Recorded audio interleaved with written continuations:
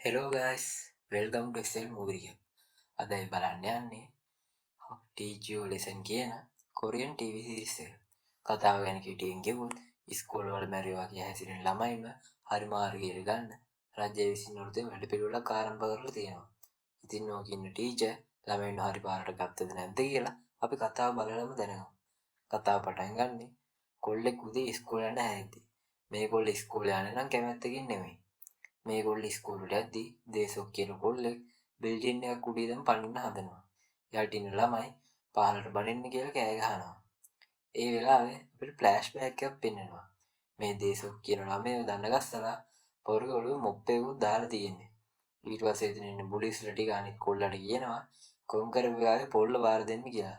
ඒ කියන්නේ කොන්කරපු එක තඳුරක් වගේ බාර දෙන්න කියලා. ඊට පස්සේ අපිට මේකට හේතුව පෙන්නනවා. මේ පන්තියේ ඉන්නවා ඇමති කෙනෙක්ගේ පුතෙක්. ටීචර් උගන්වද්දී ඌ ෆෝන් එකෙන් ඔන්ලයින් ක්ලාස් එකක් බලාගෙන ඉන්නවා. ටීචර් ඇවිල්ලා ඌට බනිද්දී ඔයාලට මොකද තියෙන ප්‍රශ්නේ? ඔයා තාවකාලික ගුරුවරයෙක් විතරයි නේද කියලා ඌ ලුකුවම කියනවා. ඕනනම් මම තාත්තට කියලා ඔයාලට ස්ථිර රස්සාවකුත් තරම් දෙන්නම් කියලා කියනවා. ඒ වෙලාවේ දේශොක් නැගිටලා මේගොල්ලන්ට ගහලා කියනවා උඹේ තාත්තා නැත්තම් උඹ නිකමෙක් විතරයි කියලා. ඒ වෙලාවේ පන්තියේ හිටපු ඇමතිගේ පුතාගේ යාළුවෝ ටික දේශොක්ට ගහන්න ගන්නවා. ටීචර් බේරන්න ගියත් මුන් ටික ටීචර්වත් අල්ල ගන්නවා. අනිත් ළමයිතුත් මුකුත් කරන්නේ නැහැ ඔහේ බලාගෙන ඉන්නවා. ඊට පස්සේ අර කොල්ලා වර්තමානයේ දැන් දේශොක්ට පොල්ල වාර දෙනවා. ඊට පස්සේ දේශොක්ව හැම්පන් දෙනවා අරන් ගිහින් තමන් තමයි ඉස්කෝලේ අලුත් කොන් කරපු එකා කියලා හඳුන්වලා දෙන්න කියලා හැමෝටම කියනවා. මේ වෙලාවේ දේශොක්ට එහෙම කියද්දී එයාට ඇඬෙනවා. දැන් වර්තමානයේ දේශොක් අර බිල්ඩින් එකෙන් පැනලා සූසයිඩ් කරගන්නවා. ඊට පස්සේ ඉස්කෝලේට පොලිසියෙන් එනවා. මේ වෙලාවේ මින් සතුටු වෙනවා. ඇමතියාගේ පුතා ඒ කියන්නේ රියු පොලිසියෙන් අරන් යයි කියලා. ඒත් එහෙම වෙන්නේ නැහැ. රියුගේ සෙට් එක එකතු වෙලා ආයෙත් ඉස්කෝලේ කොන් කරපුවාගේ තනතුර මින්ටම දෙනවා. මේ හැමදේම එපා වෙලා ඉන්න මින් උඩ තට්ටුවෙන් දේශොක් පැන්න වගේ පැනලා සූසයිඩ් කරගන්න යනවා. ඒත් මින්ට සූසයිඩ් කරගන්න තරම් හයියක් නැහැ.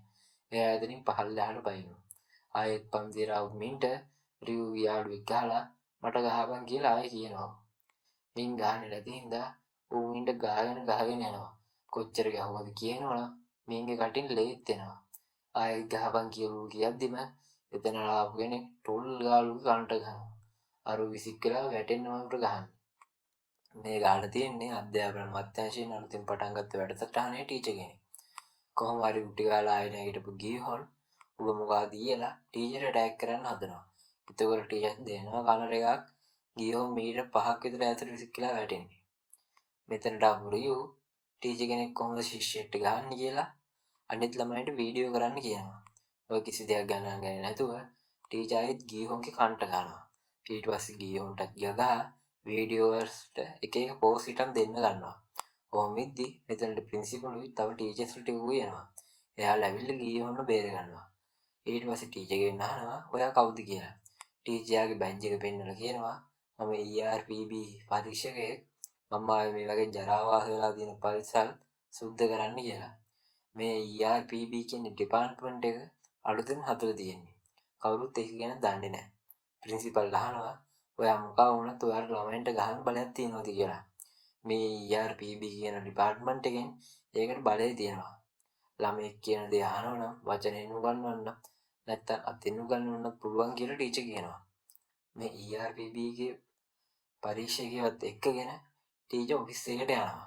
ප්‍රින්සිපල් කියනවා අපේ පාසලෙන් මැර වැඩ වෙන්නේ නැහැ. අරගයි මේකයි කියගේ බල්ලි ගහන්න ගන්නවා.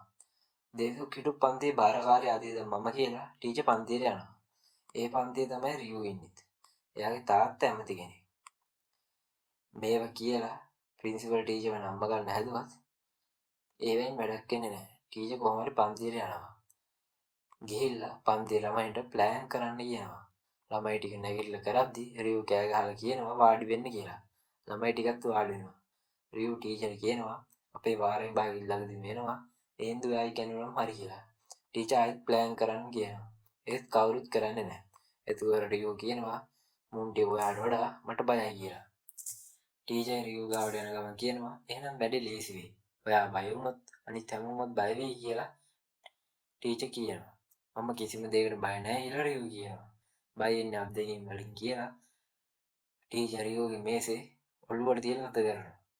රියෝ බේරෙන්න දැගලුවත් කොහෙ බේරෙන්නද? ඔළුව උඩින් කන්ටේනරයක් තියලා වගේ ටීචර් ඉන්නවා. ඔයා සෙල්ලම් කරන්නේ කාය එක්කද කියලා ටීචර් දන්නවද කියලා ටීචර් කියන රියෝ අහනවා. වෙන කාය එක්කද?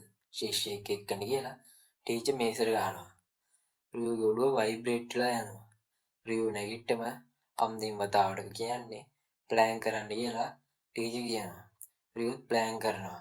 අනිත් ළමයි ඔක්කොමත් ඒ විදිහටම කරනවා. ඊට පස්සේ ඉන්ටර්වල් එකේදී රියෝ යෝගේ සෙට් එකයි පොලිමේ පැනලා කෑම බෙදා ගන්නද්දී කෑම බෙදන්න ඉන්නේ ටීචර්. ටීචර් කියනවා කෑම ගන්න ඕන නම් පොලිමේ පිටිපස්සටම යන්න කියලා. රියෝ කෑම එක රත් දාලා කෑම එක අරගෙන කෑම එක ඩස්බින් එකට දානවා. ඒ වෙලාවේ ටීචර් ඇවිල්ලා දෙනවා එකක් රියෝ ඉදුල් නාගෙන විසික් වෙන්නේ. අයියෝ ඔයාගේ දීගල් ගෑවුනා නේද කියලා ටීචර් මොප්ප කරන් කියන රියෝගේ ඇඟිලි ඉදුල් පිහලා ඒක රියෝගේ ඔළුවට දානවා.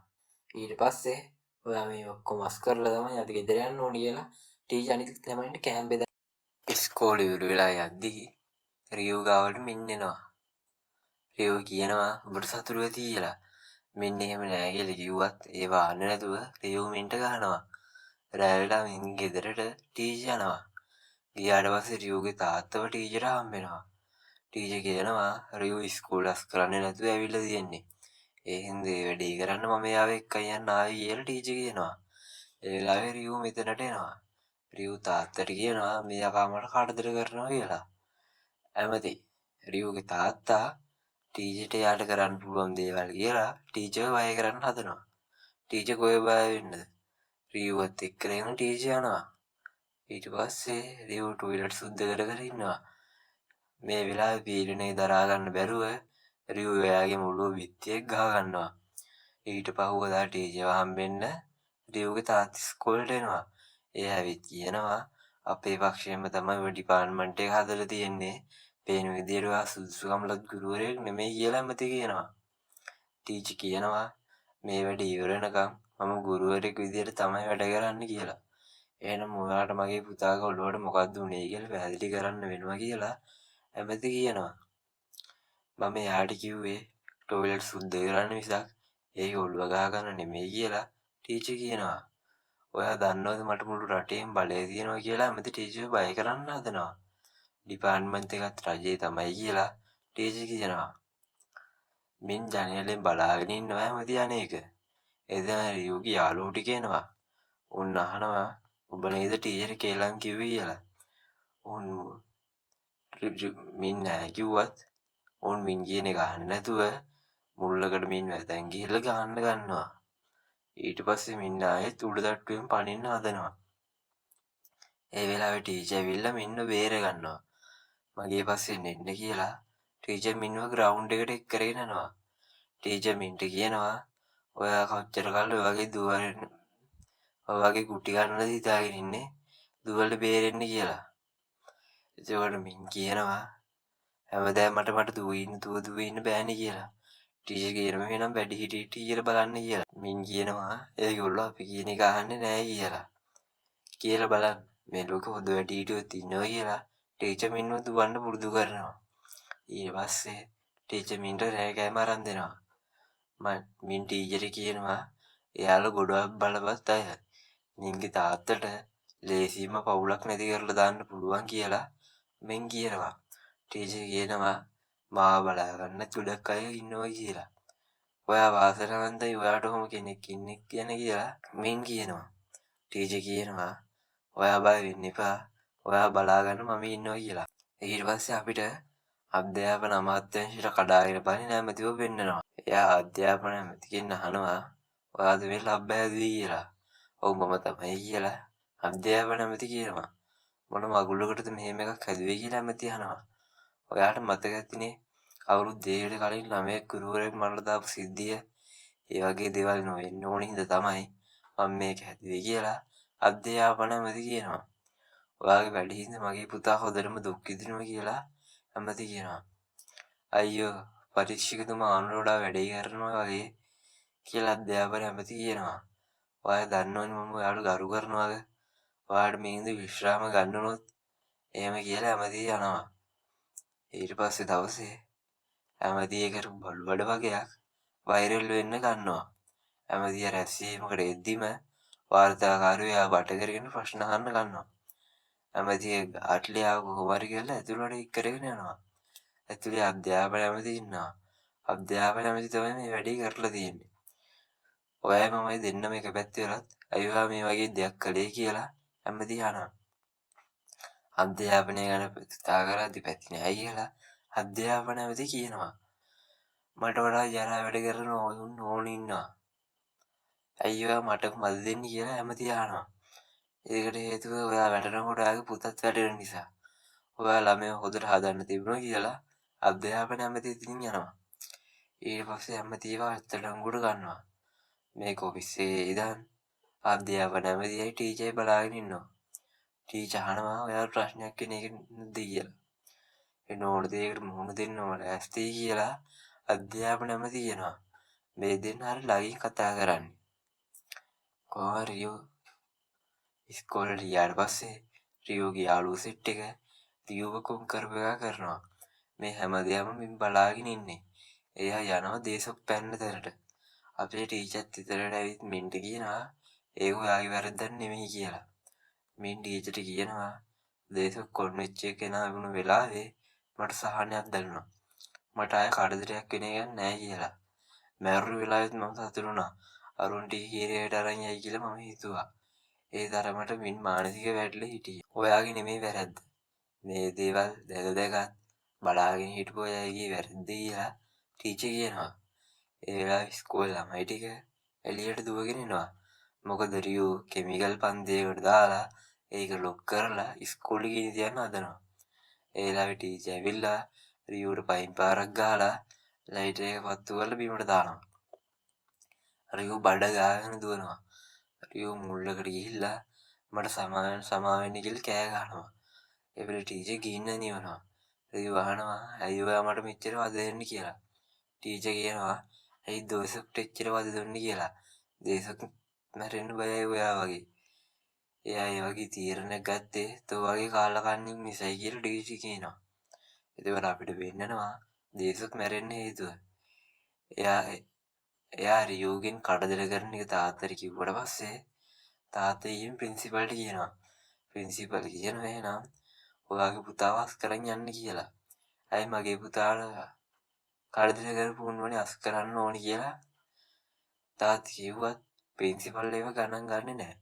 ඊට පස්සේ දේශෝගේ තාත්තා ඉස්කෝලේ ඉස්සරහ දේශනයක් උද්ඝෝෂණයක් කරන්න පටන් ගන්නවා. ඇමතිය මේකට දේශෝගේ තාත්තගේ රස්සාව නැති කරලා දානවා.